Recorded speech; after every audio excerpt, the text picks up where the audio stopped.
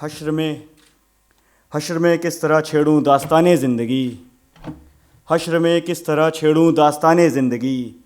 एक दिन में ख़त्म क्या होगा बयाने ज़िंदगी। वाह वाह वाह। एक दिन में ख़त्म क्या होगा बयाने ज़िंदगी। नज़्ज़ का आलम था, नज़्ज़ का आलम था, रुकती थी ज़बा हर लफ्ज़ पर।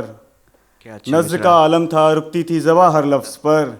कैसे कहता मैं मुसलसल दास्ताने ज़िंदगी। वाह वाह। कैसे कहता मैं मुसलसल दास्ताने ज़िंदगी।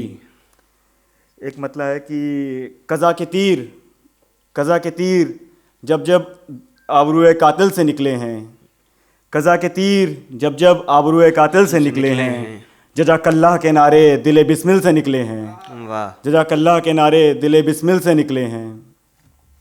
एक शेर देखें कि एक शेर देखें कि ज़िंदगी से सवाल करते हैं।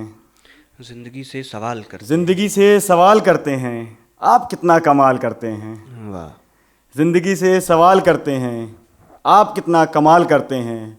आपको क्यों बुरी लगी बातें, आपको क्यों बुरी लगी बातें, आप किसका ख्याल करते हैं। बहुत अच्छा है। वाह।